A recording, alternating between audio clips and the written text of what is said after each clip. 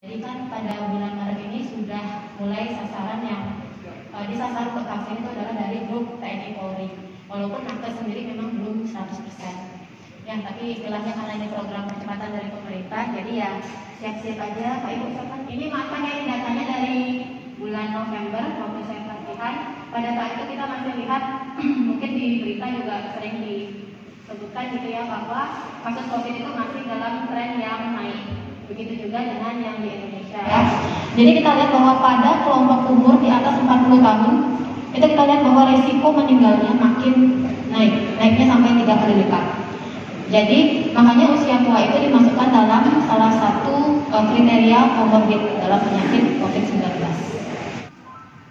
Oke, ini distribusi usia. Jadi kita lihat bahwa yang biru itu adalah yang konfirmasi, yang oranye itu adalah kasus yang meninggal. Jadi semakin bertambahnya umur, risiko beratnya penyakit juga semakin tinggi. Jadi kalau ada yang bilang virus COVID itu nggak nyata, saya yang gagal paham. Kenapa? Karena secara genetik, secara biologis dia sudah dipetakan, sudah bisa kita buat konfigurasi bentuknya, udah ketemu bentuk virusnya. Jadi kalau misalnya juga Pak Ibu nanti menemukan ada gitu ya broadcast WA gitu bilang bahwa corona itu adalah bakteri, corona itu adalah tidak nyata, cek hapus ya, nggak usah di-share. Nah, ini lama terus bertahan di permukaan, jadi mudah-mudahan kelihatan ya.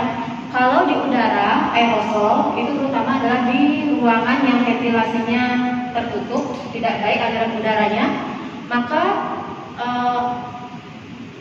fragmen virusnya itu bisa bertahan sampai 3 jam. Ya. Kemudian pada permukaan yang terbuat dari tembaga itu bisa bertahan 4 jam. Pada kardus kertas 24 jam, stainless steel garpu, sendok itu bertahan sampai 72 jam, plastik 72 jam, artinya 3 hari. Ya. Jadi kalau misalnya memang membawa barang-barang dari luar yang terbuat dari bahan-bahan tersebut, entah langsung dibuang, entah langsung direndam juga dengan air sabun. Ya.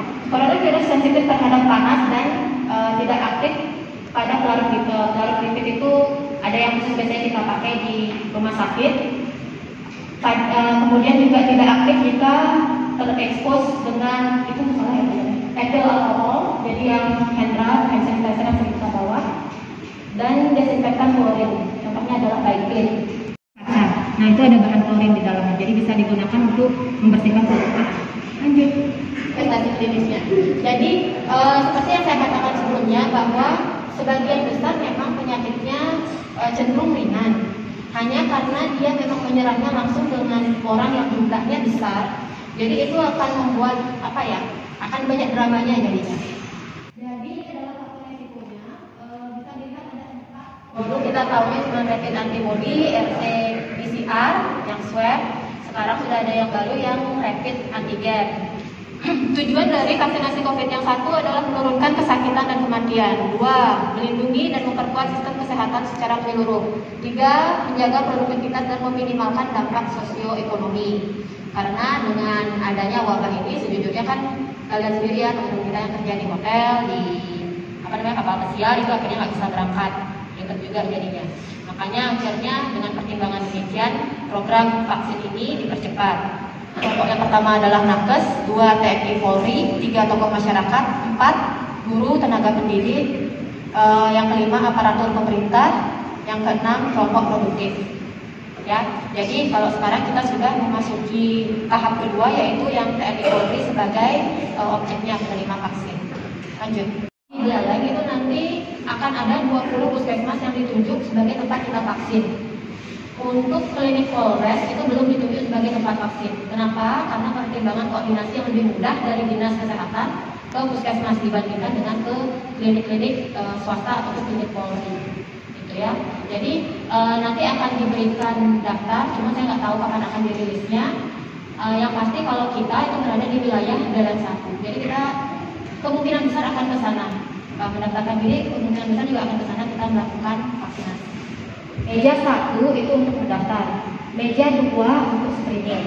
Seandainya Bapak Ibu ada yang punya riwayat penyakit tertentu, contoh tensi tinggi, kencing manis, atau sakit asma, pernah sesek, ada batuk pilek, apapun itu, omongkan di meja 2. Satu, vaksin COVID berisi virus yang dilemahkan, enggak, virusnya mati. Ya, jadi virusnya mati yang sudah diambil dari tertentu untuk dia hidup. Jadi semua vaksin yang dikembangkan itu tidak ada yang dilemahkan, semuanya dalam kondisi mati. Begitu disuntikkan, dia akan memancing respon imun sehingga tubuh kita secara alami itu akan membuat antibodi. Vaksin akan menyebabkan sakit COVID. Enggak, wong yang dimasukin itu virus sudah mati kok. Mau gimana caranya dia sakit? Hanya karena respon imun yang ditimbulkan tiap orang kan beda-beda ya nih kekuatan imunnya.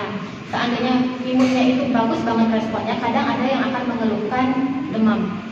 Contoh saya, kalau saya vaksin COVID ini sih efek sampingnya ngantuk, tetapi waktu saya vaksin kanker cervix sebelumnya, mungkin karena juga istilahnya dosisnya itu cukup tinggi ya, kalau yang Gardasil itu memang ada demam. Dan memang itu umum terjadi pada orang yang diberikan vaksinasi. Nah, kenapa? Karena vaksin itu kan disuntikannya di otot. Kalau PCR itu kan ngeceknya itu di hidung dan tenggorokan. Gak mungkin lah virus yang udah mati masuknya ke otot itu bisa tiba-tiba nongol di hidung sama mulut. Logikanya sebegitu. Kalau ternyata nggak sengaja dicek, positif PCR-nya, berarti dia tertular di waktu yang berdekatan dengan jadwal vaksin, atau selesai vaksin dia tidak ikutin protokol kesehatan, dia tertular dari keluarga atau temannya. Itu aja. 4. Vaksin akan menyebabkan rapid antibody reaktif terus. Kalau antibody itu sekarang sudah tidak dijadikan sebagai acuan pemeriksaan. Dan memang yang kita harapkan rapid antibody-nya positif. Kenapa? Itu berarti kita sudah punya perlindungan terhadap virus COVID. Mungkin izin menanyakan permasalahan vaksinasi. Karena selama ini vaksinasi itu kami diajarkan adalah yang dimasukkan atau disuntikkan ke tubuh kita itu adalah virus yang lemah, dilemahkan. Vaksinasi itu dilemahkan. Nah sekarang bedanya vaksinasi virus yang sudah dibunuh atau terbunuh dengan vaksinasi virus yang masih dilemahkan. Mohon penjelasan. Terima kasih. Ya, kalau yang dilemahkan itu memang sudah nggak ada lagi sekarang. Kenapa? Karena kalau pernah ada kasus dulu polio itu kan virus yang dilemahkan. Ternyata anak yang diberikan virus yang dilemahkan itu, kumannya itu bangkit lagi dia. Karena kondisi anak itu lagi berat. Akhirnya malah jadi sakit beneran. Oleh sebab itu, untungnya juga kita udah hidup di zaman dimana teknologi udah lebih maju ya. Jadi kalau sekarang sebagian besar tuh virus memang sudah mati. Kuman itu rata-rata yang mati. Dan supaya tidak ada lagi peluang bahwa justru habis vaksin malah kena sakitnya. Makanya sekarang sering itu digalakkan bahwa kalau misalnya sudah vaksin ternyata dia kena COVID, maka artinya adalah dia terkena mungkin 1 atau 2 hari sebelum vaksinasi, atau dia bisa terkena setelah vaksinasi. Karena selesai kita vaksin Pak Ibu, kita perlu waktu sampai 2 minggu. Perlu waktu sampai 2 minggu supaya antibodi yang cukup untuk melawan kuman itu timbul.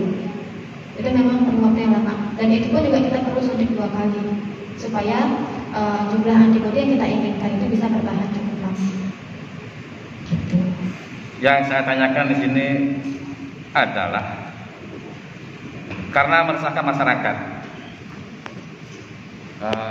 Orang yang sudah sakit menaun, bila keadaan sudah kronis dibawa ke rumah sakit. Di rumah sakit terindikasi bahwa yang bersangkutan COVID.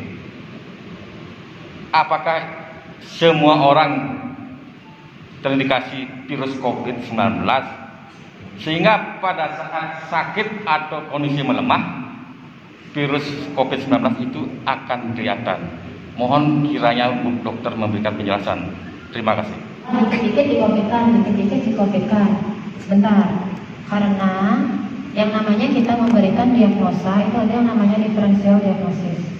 Misal, Pak datang dengan keluhan sesak selama berapa? 2 minggu, ada batuk berdahak. Maka penyakit pertama, 1 radang paru-paru atau pneumonia, 2 TBC, 3 baru COVID. Kemungkinan karena sekarang lagi happening, gitu ya. Jadi COVID-nya yang didengar oleh masyarakat. Gitu. Lalu apabila misalnya setelah dipuruk-puruk hidungnya, dipuruk-puruk mulutnya, ketemu misalnya virus COVID, ya udah berarti memang dia sudah tertular. Sekarang kita tinggal lihat siapa yang tinggal dengan orang itu.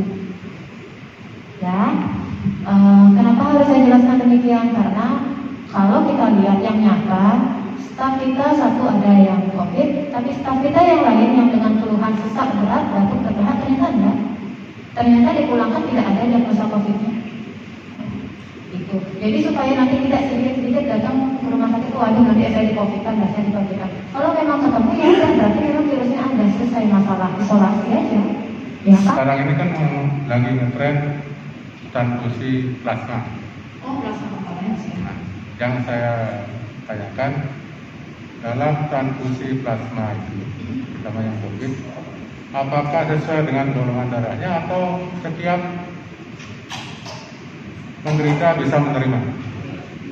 Ini pemberian plasma konvalens itu sebenarnya adalah dengan pertimbangan orang yang pernah COVID. Sebenarnya ya kalau kita cek itu antibodinya itu titernya jauh lebih tinggi daripada kita yang pernah divaksin.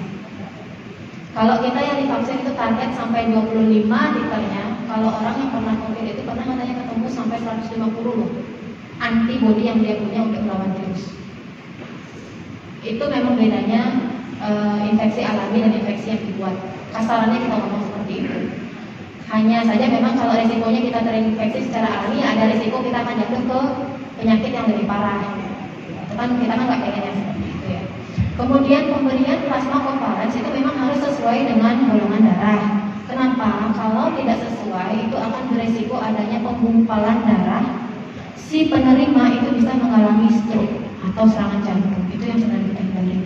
Makanya sebisa mungkin cari yang golongan darahnya sama. Karena begitu golongan darahnya berbeda, itu sudah kontra. Darahnya yang kita ini resepnya ini justru darahnya kita yang akan menggumpal, malah meninggal pasien itu. Apakah orang yang sudah divaksin ini akan tertular COVID atau bagaimana?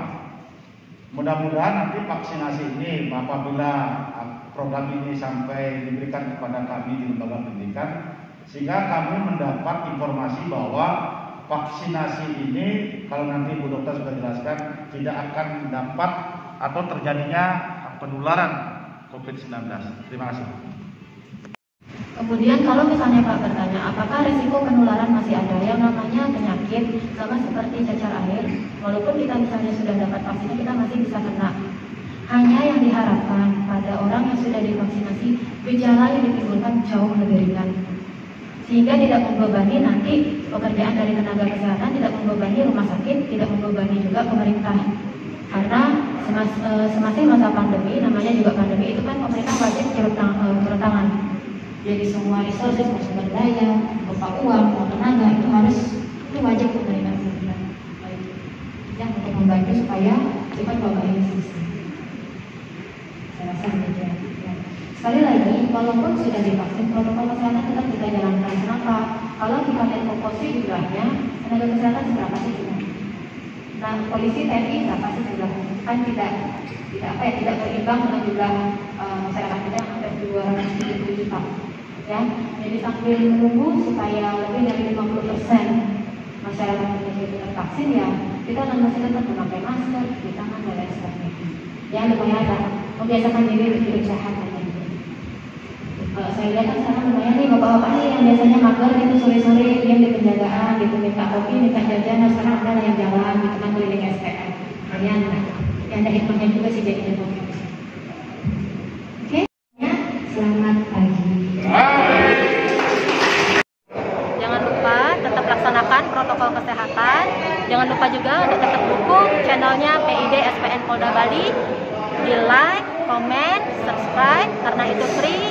And we will see you on our next video.